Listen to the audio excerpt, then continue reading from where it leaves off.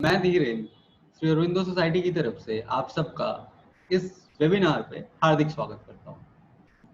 इस वेबिनार को ऑर्गेनाइज किया जा रहा है श्री अरविंदो सोसाइटी के द्वारा और इसको स्पॉन्सर कर रहे हैं HDFC बैंक।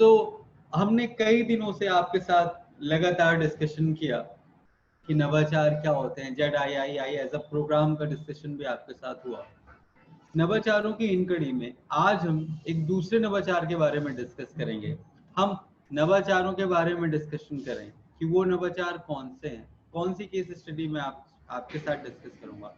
उससे पहले मेरी आपसे रिक्वेस्ट है कि अगर आपके मन में कोई भी डाउट है इस प्रोग्राम से रिलेटेड कि ZIII प्रोग्राम क्या है, किस तरीके से काम करता है, या फिर आपको आपके कोई इनोवेटिव आइडियाज हैं जो आप हम तक भिजवाना चाहते हैं, हम तक पहुंचाना चाहते हैं और आपको शायद उसकी इन्फॉर्मेशन नहीं है कि आप कैसे अपने आइडियाज हमें दें, तो वो प्रश्न भी आप मेरे से पूछ सकते हैं।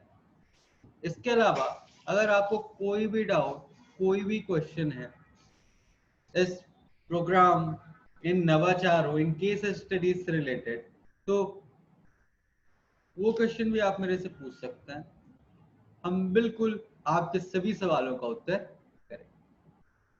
तो सबसे बड़ी बात ये आती है कि क्वेश्चन पूछेंगे कब। क्वेश्चन आप मेरे से पूछ सकते हैं वेबिनार के एंड में, लास्ट में आपको टाइम दूंगा जहां पे आपके मन में जो भी डाउट्स, जो भी क्वेश्चंस आ रहे हैं इस प्रोग्राम से रिलेटेड, ZIII से रिलेटेड, नवाचार कैसे भेजें इससे रिलेटेड, आप एग्जीबिशन की बात करें, एग्जीबिशन में किस तरीके से आप एज एग्जीबिटर हमारे साथ काम कर सकते हैं उससे रिलेटेड, किस तरीके से आप अपने नवाचार या अपने TLM देश भर के टीचर्स को दिखा सकते हैं उससे संबंधित, या फिर आप किस तरीके से अवार्ड पा सकते हैं, नेशनल लेवल पे आपका नाम हो सकता है, आप रिकग्नाइज किए जा सकते हैं, या फिर आपके इनोवेटिव आइडियाज मैं आपकी जानकारी के लिए बता दूं कि जो आप देते हैं अगर वो हमारी शर्तों पर उतरते हैं तो उन इनोवेटिव आइडियाज को हम एक बुकलेट का शेप देते हैं और आपके आइडियाज पूरे देश में आपके नाम से ही जाने जाता है। इस वक्त हम इनोवेटिव आइडियाज की 108 बुकलेट प्रिंट कर चुके हैं जब मैं आपसे बात कर रहा हूँ,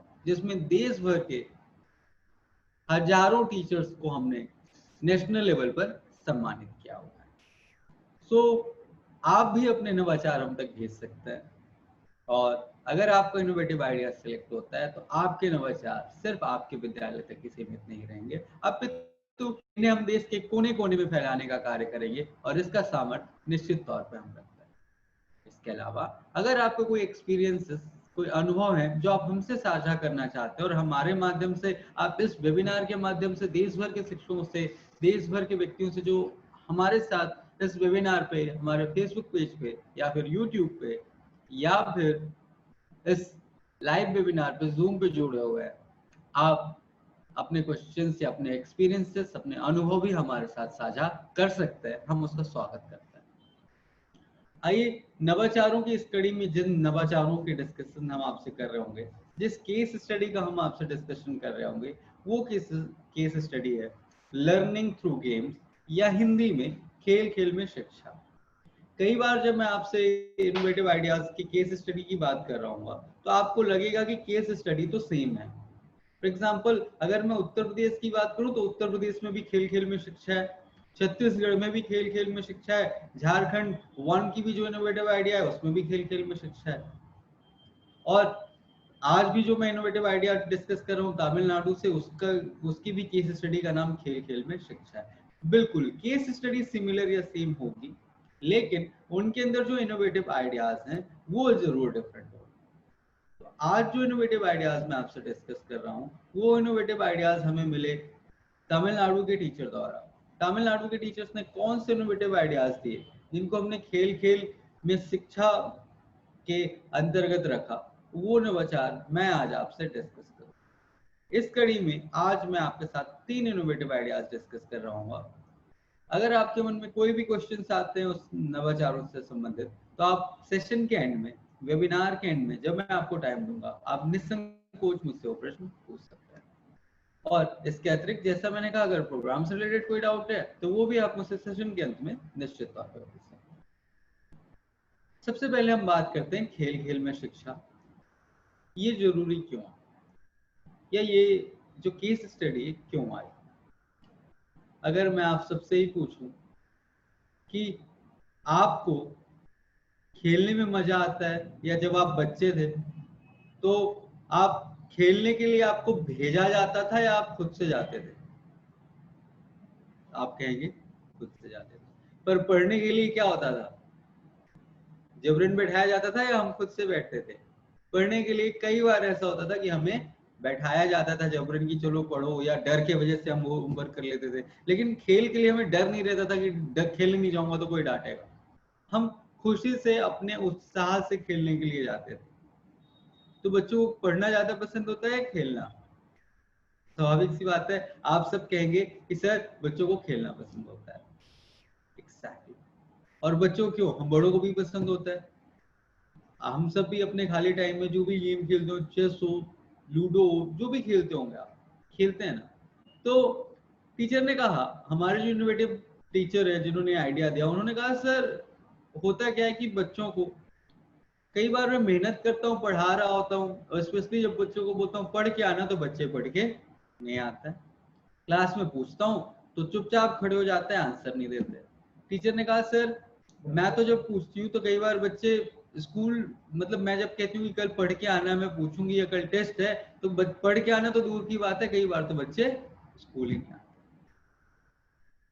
इसी कारण से टीचर ने कहा कि सर हमने सोचा कि ऐसा कौन सा तरीका अपनाया जाए जिससे बच्चों का इंटरेस्ट पढ़ाई की तरफ भी लगाया जा सके। और इसी के तहत हमारे इनोवेटिव टीचर ने, हमारे वो टीचर्स जिन्होंने आइडिया दिया, उन्होंने कहा सर दुनिया का कोई, तब हमारे मन में एक थॉट आया कि दुनिया का कोई भी बच्चा हो सकता है उसे पढ़ाई में इंटरेस्ट ना हो, लेकिन शायद ही कोई ऐसा बच्चा होगा जिसे खेल में इंटरेस्ट ना हो। और इसी कारण से टीचर ने कहा कि सर जब बच्चों को खेल में इंटरेस्ट है, बच्चों को खेलने में मजा आता है, तो हमने सोचा क्यों ना कोई ऐसा तरीका निकाला जाए जिससे बच्चों को खेल खेल के माध्यम से हम पढ़ा सकें। मैंने खेल खेल में शिक्षा के अंतर्गत कई सारे नवाचार आपसे डिस्कस ऑलरेडी किए हुए हैं, जो कि आप हमारे पुराने वीडियोस में जाकर के देख सकते हैं। आगे भी जब हम दूसरे राज्यों की पुस्तकों की बात कर रहे होंगे तो लगभग हर राज्य की पुस्तक में खेल खेल में शिक्षा केस स्टडी है। तो आज हम 3 नवाचारों की बात करेंगे जो टीचर ने कहा कि सर दुनिया का कोई भी बच्चा हो सकता है उसे पढ़ने में इंटरेस्ट ना हो, लेकिन शायद ही कोई ऐसा बच्चा होगा जिसे खेलने में इंटरेस्ट नहीं होगा। और इसी के साथ हमने सोचा कि क्यों ना खेलों का समावेश किया जाए शिक्षा में, और बच्चों को खेल खेल के माध्यम से पढ़ाया जाए। और इसी के अंतर्गत जो इनोवेटिव टीचर है हमारे, जिनके नाम मैं आपसे डिस्कस कर लेता हूँ, वो है एम सिलम्बरासी, जो कि PUMS मोजियार थंजवूर से हैं। इसके अलावा आर सत्यभामा मैम है, जो कि कैलूर थंजवूर से हैं। इसके अलावा श्री पी जसिंता है, मैरी मैम है, जो कि R ladies aided primary school Krishnagiri से हैं। तो इन तीनों इनोवेटिव टीचर्स के आइडियाज आज मैं आपसे डिस्कस कर रहा हूँ खेल खेल में शिक्षा नवाचार के अंदर। तो पहला जो इनोवेटिव आइडिया है वो है शब्दों की खोज। एक बहुत फेमस गेम है, आप में से कई लोगों ने खेला होगा, नेम प्लेस थिंग और एनिमल का। हम सब ने खेला हुआ है कि कोई अल्फाबेट होता था और उससे हमें एक नेम बताना था, एक प्लेस बताना था, एक थिंग और एक एनिमल का नाम बताते थे। टीचर ने कहा कि सर बच्चों को होता क्या है कि जब बच्चे नए नए सीख रहे होते हैं, उनको अल्फाबेट्स रटने में या वर्ड्स रटने में काफी दिक्कत होती है। और छोटी क्लासेस में अगर आप देखोगे तो सिखाया क्या जाता है, यही सिखाया जाता है what are different type of animals. आपको एंट क्या है, एलिफेंट है, टाइगर है, लॉयन है, शेर को लॉयन बोलते हैं, ये सारी चीजें सिखाई जाती है ना। वस्तु सिखाई जाती है कि ये चेयर है, ये टेबल है, ये फैन है, ये डोर है, यही सारी चीजें सिखाई जाती हैं। पर बच्चे कई बार क्या होता है भूल जाता है। टीचर ने कहा कि सर हमने सोचा कि क्यों ना गेम के माध्यम से ही बच्चों को ये सारी चीजें याद कराई जाए। ऐसे ही सिटीज के नाम हम सब ने बचपन में स्टेट्स के नाम पढ़े होंगे, याद किए होंगे, कैपिटल्स के नाम याद किए होंगे। पर होता क्या है कि छोटी सी उम्र, छोटा सा बच्चा कितना कुछ दिमाग में रखेगा, है ना। हालांकि सच तो ये है कि 5 साल तक बच्चों का जो दिमाग है बहुत फास्ट है, वो ऑब्जर्व करके ही, देख करके ही बहुत सारी चीजें सीखता है।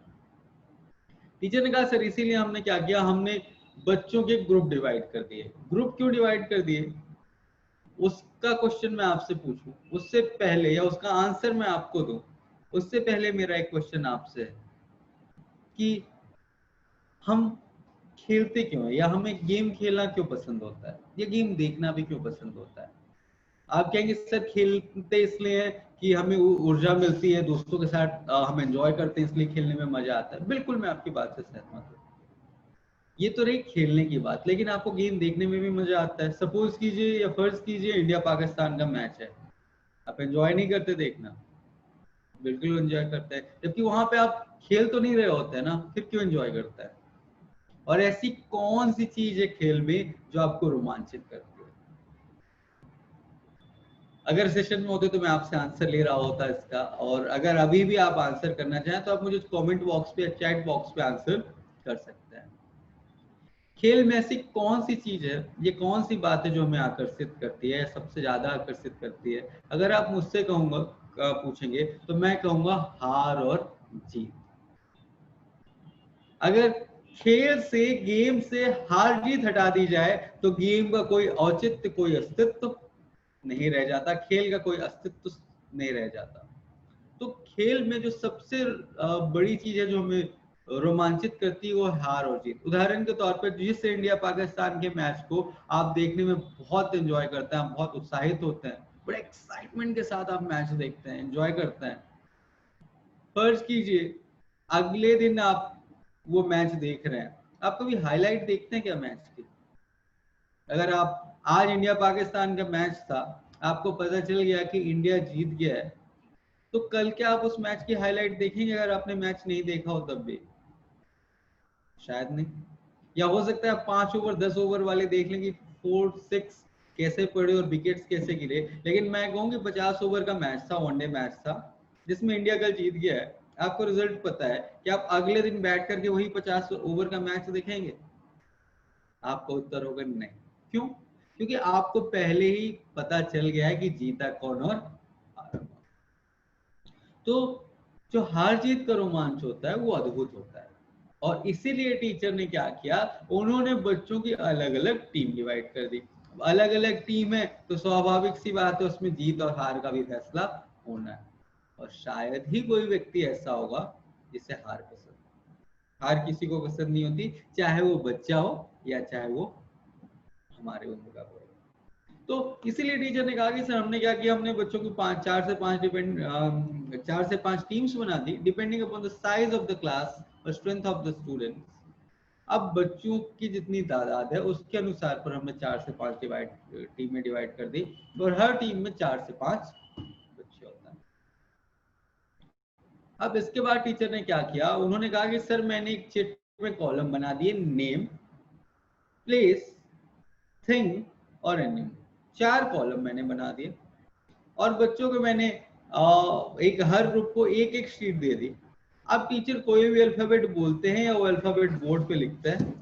अब बच्चे को, या जो बच्चे हैं उनको ग्रुप में आपस में डिसाइड करके उस वर्ड से नेम, प्लेस, एनिमल और थिंग बताना है।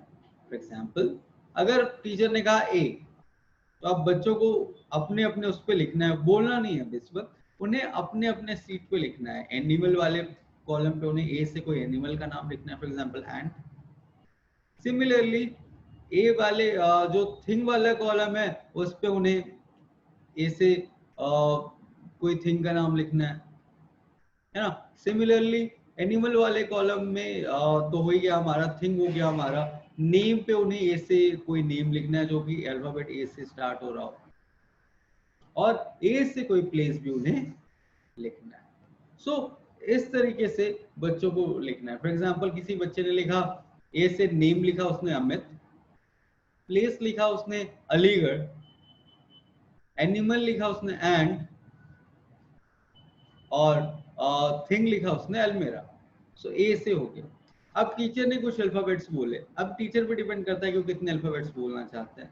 फॉर एग्जांपल टीचर ने 10 अल्फाबेट्स बोले। अब बच्चों की शीट्स कलेक्ट की जाती हैं, जिन बच्चों ने सभी कॉलम भरे होंगे, या जिस ग्रुप ने, जिस टीम ने सभी कॉलम भरे होंगे, वो टीम विनर कहलाएगी। इससे फायदा क्या हुआ, इससे फायदा क्या ये हुआ कि जो टीम विनर होगी वो बहुत खुश होगी, टीचर उस टीम को अप्रिशिएट करेंगे, तालियों के माध्यम से उन्हें सम्मानित किया जाएगा। सबसे बड़ी बात, जो बच्चे उनमें हेल्दी कंपटीशन की भावना जनरेट होती है। सारे बच्चे सोचते हैं हमारी टीम जीते, हमारी टीम जीते, पहला। दूसरा, यहाँ पे टीम वर्क की भावना भी जागृत होती है। सब बच्चे आपस में मिलकर एक टीम की तरह काम करते हैं और सब सोचते हैं कि हमारी टीम जीते। इसके अलावा क्योंकि एक खेल है तो बच्चे ज्यादा रोमांचित होते हैं, हार जीत की भावना तो बच्चे ज्यादा उत्साहित होते हैं और वो कोशिश करते हैं कि हम जीते, हम जीते। इससे बच्चों को आपने कई सारी चीजें सिखा दी, आपने बच्चों की वोकैबुलरी बढ़ा दी, बच्चों को आप डिफरेंट आसपास की चीजें बच्चों ने सीखी। इसके अलावा बच्चों की क्रिटिकल और क्रिएटिव थिंकिंग का भी विकास होता है। बच्चा सोचता है, एनालिसिस करता है, आसपास की चीजों को ऑब्जर्व करना, महसूस करना सीखता है, और जब ऑब्जर्व करता है, महसूस करता है, चीजों को दिमाग में रखता है, तो उसकी एनालिसिस पावर भी लगातार बढ़ती चली जाती है। आइए उम्मीद करता हूँ आपको इनोवेटिव आइडिया अच्छा लगा होगा और आप इसको निश्चित तौर पर इम्प्लीमेंट कर सकते हैं किसी भी लेवल पे, किसी भी क्लास से। आइए बढ़ते हैं हमारे अगले इनोवेटिव आइडिया की तरफ, जिसका नाम है शब्दों की खोज के अलावा जिसका अगला नाम इनोवेटिव आइडिया है, उसका नाम है नो योर वर्ड, या ये नो योर वर्ल्ड, या आओ जाने अपनी दुनिया। क्या है नो योर वर्ल्ड या आओ जाने अपनी दुनिया? आइए थोड़ा सा इसको डिस्कस करता है। हम सब ने ग्लोब देखा है। टीचर ने कहा सर होता क्या है? बच्चों कई बार डिफरेंट सिटीज, डिफरेंट स्टेट्स के नाम, डिफरेंट कंट्रीज के नाम याद कराए जाते हैं, लेकिन बच्चे भूल जाते हैं। उदाहरण के तौर पर अगर मैं आप सबसे ही पूछूं कि आप मुझे बताएं कि हमारे देश में कितने स्टेट्स और यूनियन टेरिटरीज है, आप मुझे बता दें, बिल्कुल बता दें कि सर 28 स्टेट्स हैं और 9 यूनियन टेरिटरीज हैं। बिल्कुल मैं सहमत हूँ आपकी बात से। लेकिन अगर अब मैं आपसे पूछूं कि क्या आप मुझे सभी राज्यों के नाम और सभी केंद्र शासित राज्यों के नाम बता पाएंगे क्या? तो हो सकता है हम में से कई लोग उसका उत्तर ना दे पाए या हम कंफ्यूज हो जाएं। ऐसा नहीं हमें पता नहीं, बट कई बार होता है कि दिमाग से स्लिप कर जा रहा है या भूल गया।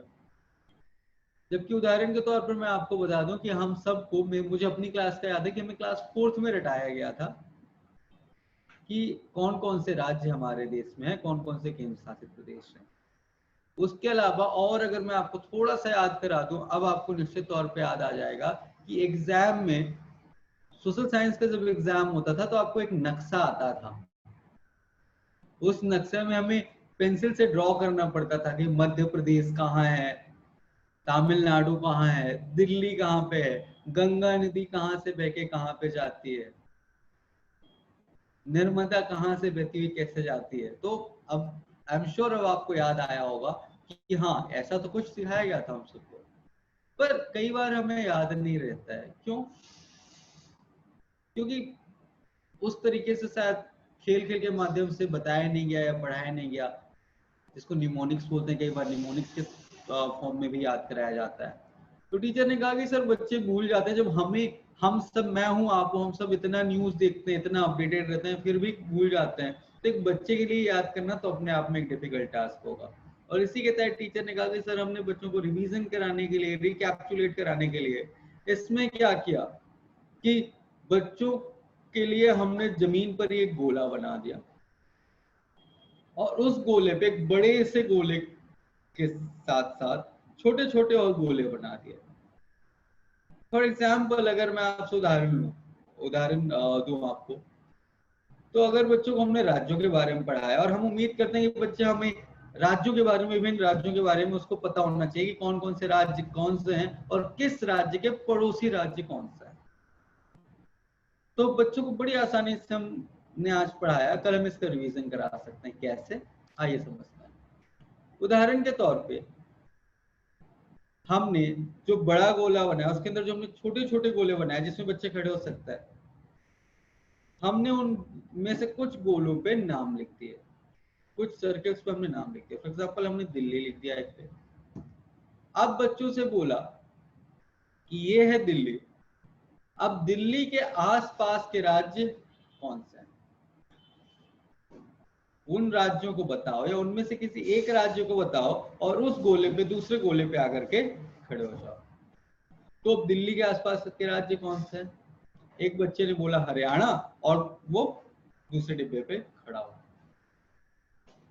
टीचर ने कहा बिल्कुल सही है। अगले बच्चे को बोला, उससे भी पूछा टीचर ने कि तुम बताओ दिल्ली का और जुड़ा हुआ वो राज्य कौन सा है जिससे दिल्ली की सीमा मिलती है।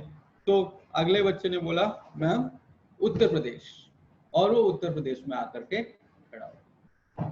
सो इस तरीके से टीचर बुलाते जाते हैं, कुछ राज्यों में के नाम लिख दिए जाते हैं और बच्चे आकर के उन पे खड़े होते जाते हैं।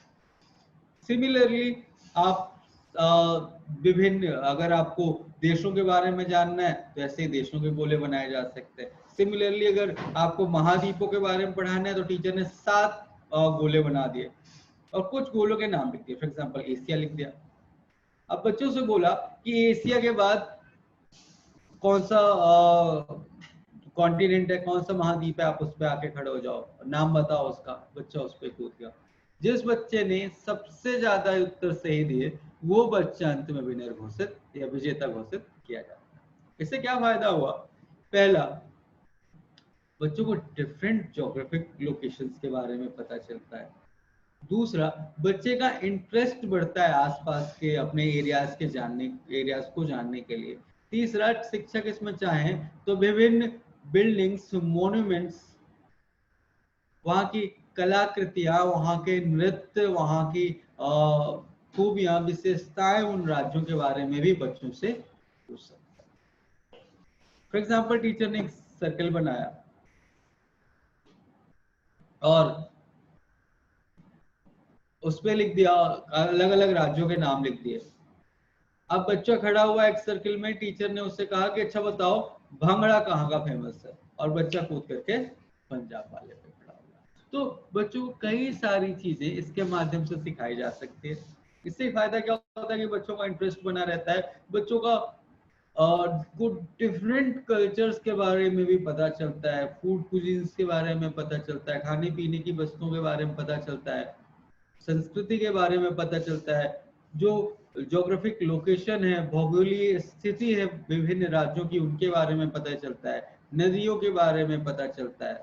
तो विभिन्न चीजों, विभिन्न विषय वस्तुओं के बारे में बच्चों को जानकारी प्राप्त होती है। इससे बच्चों की जिज्ञासा बढ़ती है और वो विद्यालय आना भी प्रारंभ करते हैं और बड़ी आसानी से खेल खेल के माध्यम से शिक्षक बच्चों को सिखा देते हैं।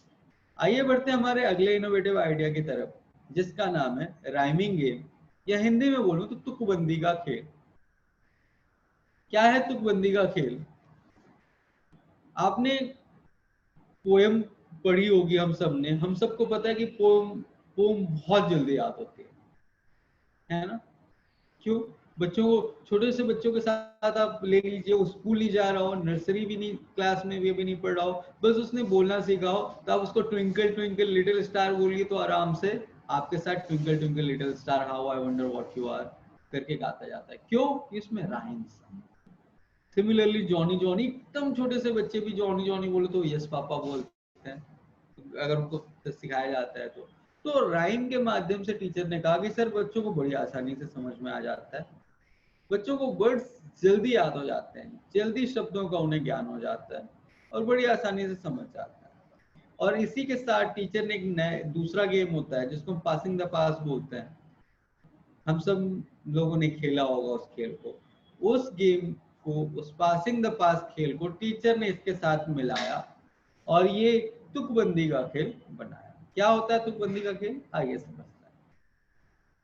इसमें शिक्षक क्या करते हैं कि बच्चों को एक गोले पे खड़ा कर दिया जाता है और चाहे तो आप जो जिस बच्चे को गाने में इंटरेस्ट है तो बच्चा आकर के गाना गाते रहता है दीवार साइड मुंह करके, और जैसे ही वो रुकेगा, जिस बच्चे के पास एक और चीज किसमें जरूरत होती है वो एक गेंद, बच्चों को आपस में गेंद रोटेट करनी होती है और दूसरा एक बच्चा या फिर शिक्षक स्वयं चाहे तो कोई पोयम, कोई कविता बोल सकते हैं या फिर कोई गाना गा सकते हैं या फिर थाली वगैरह को ठोका जा सकता है। अब इसके साथ शिक्षक बच्चों को एकत्रित करते हैं बच्चे एकत्रित होते हैं, एक सर्कल बनाते हैं, गोला बनाते हैं, और बच्चे गेंद को या फुटबॉल को आपस में पास करते रहते हैं। तब तक पास करना है जब तक शिक्षक या बच्चा जो दीवार के मुंह कर साइड मुंह किया हुआ है वो रुकना चाहे। जैसे ही वो रुकता है तो जिस बच्चे के हाथ में वो गेंद है, टीचर कोई राइमिंग वर्ड बोलते हैं और बच्चे को उसका उत्तर देना है। जैसे टीचर ने कहा कैट, तो बच्चे को बोलना है मैट। तो इस तरीके से काम करता है। फॉर एग्जाम्पल टीचर ने कहा काइट, उधर से बच्चे को मिलता जुलता एक शब्द काइट से बोलना है फ्लाइट। टीचर ने कहा यहाँ, फॉर एग्जाम्पल हिंदी की बात करें तो बच्चा कहेगा कहाँ। सो इस तरीके से कई सारे राइमिंग वर्ड्स बनाए जा सकते हैं। टीचर ने कहा नो, तो बच्चे को बोलना होगा कोई भी वर्ड, जैसे गो। अब ये गेम लगातार खेला जाता है, जो बच्चे सही उत्तर नहीं दे पाते वो खेल से बाहर हो जाते हैं। अंत में जो बच्चा बचा रहता है, जिस बच्चे के हाथ जो अकेला बच्चा बचा रहता है, वही बच्चा उसका उस खेल का विनर घोषित होता है।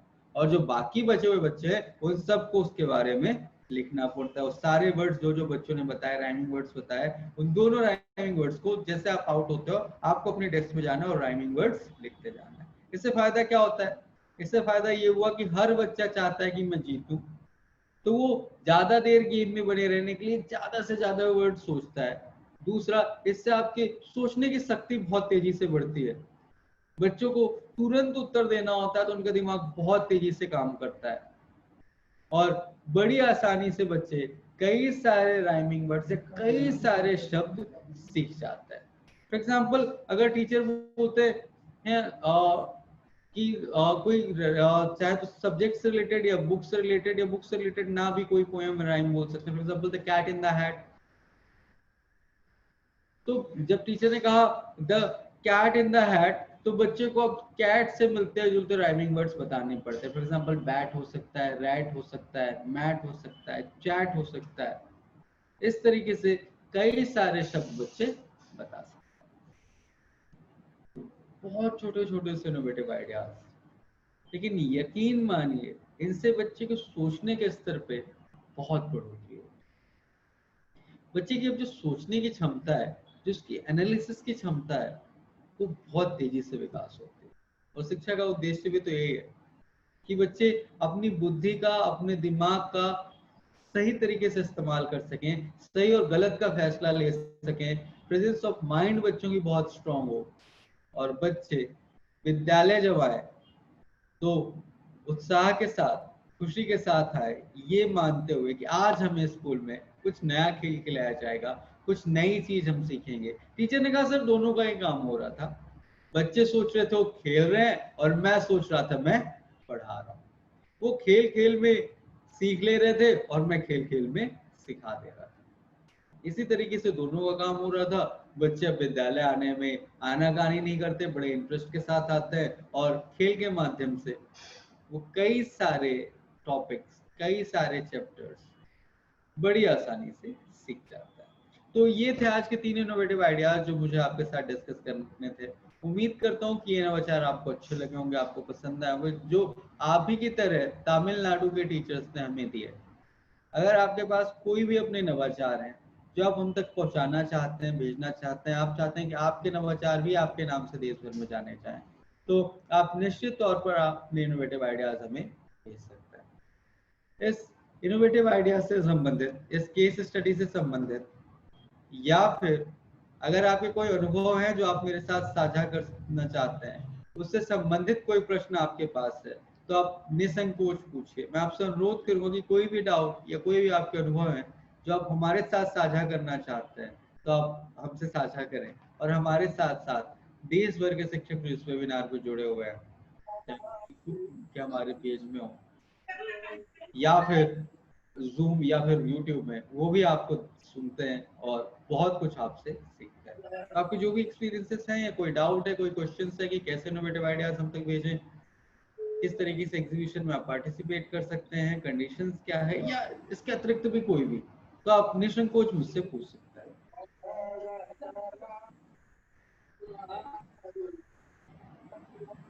आपके मन में अगर कोई भी डाउट है या कोई भी अनुभव है जो आप मुझसे साझा करना चाहते हैं इस वेबिनार के माध्यम से, आप देश भर के शिक्षकों से साझा करना चाहते हैं, तो आप हमसे निश्चित तौर पर पूछ सकते हैं।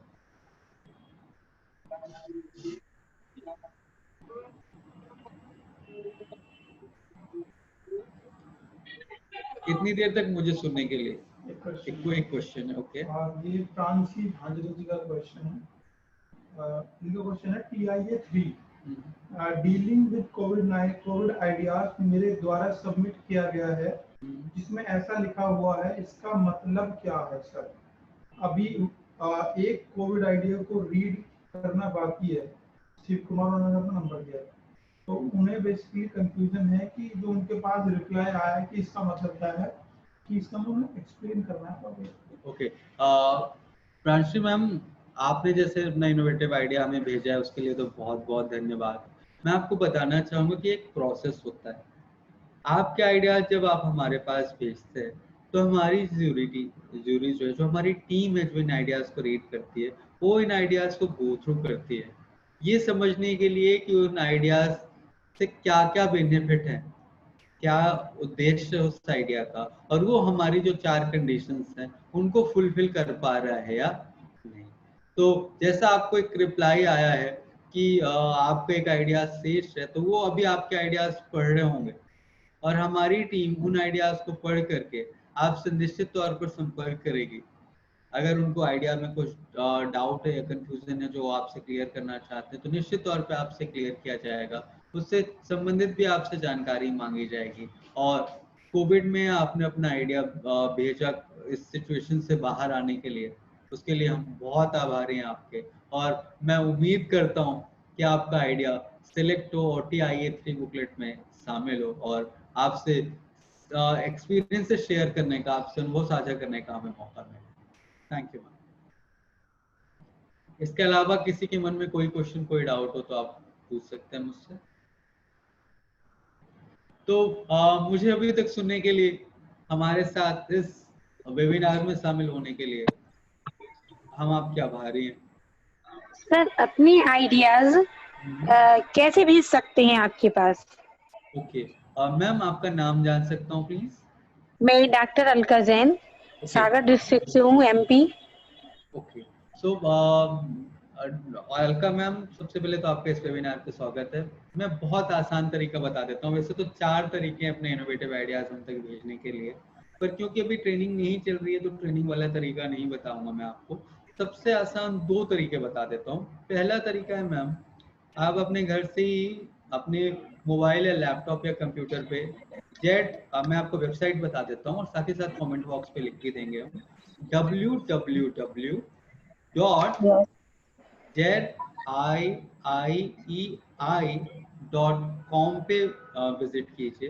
वापस से रिपीट कर देता हूँ, www.ziei.com पे। ठीक है, जैसे इस पेज पे आप विजिट करेंगे मैम, इस वेबसाइट पे विजिट करेंगे तो तुरंत एक पॉपअप आ जाएगा आपके सामने। उस पे लिखा होगा आइडिया सबमिट करें या सबमिट योर आइडिया। उस पर आप क्लिक कीजिएगा। जैसे ही आप उस पर क्लिक करेंगे तो अब आपको एक फॉर्म खुलेगा। उस फॉर्म में आपको अपनी डिटेल्स भरनी होगी। आपने नवाचार के बारे में ब्रीफ में उसको डिस्कशन करना पड़ेगा, उसकी डिटेलिंग लिखनी पड़ेगी, क्या इनोवेटिव आइडिया है, क्या फायदा होता है, ये जानकारी आप भर के उसमें अगर आपके पास फोटोज हैं तो आप फोटोज भी उस पर अटैच करके सबमिट कर सकते हैं। इसके उपरांत जब हमारी टीम उन आइडियाज को गो थ्रू करेगी तो फिर हम वापस से आपसे संपर्क करेंगे कि मैम ये आइडिया किस तरीके से काम करता है, क्या कुछ, और फिर हमारी टीम आपसे उससे रिलेटेड कांटेक्ट करती है। बड़ा आसान तरीका है। दूसरा तरीका बता देता हूँ अलका मैम। दूसरा तरीका ये है कि आप डाक या पोस्ट के माध्यम से अपने आइडियाज हम तक भेज सकते हैं। उसके लिए आपको करना क्या है कि एक फॉर्म में आपको अपना स्कूल का नाम, आपका फ़ोन नंबर, आपकी ईमेल आईडी और आपके नवाचार की हेडिंग और नवाचार के बारे में अपने थोड़ा सा जानकारी लिख देनी है। उसके बाद उससे आप हमें भेज देंगे। एड्रेस आपको मैं बता देता हूँ।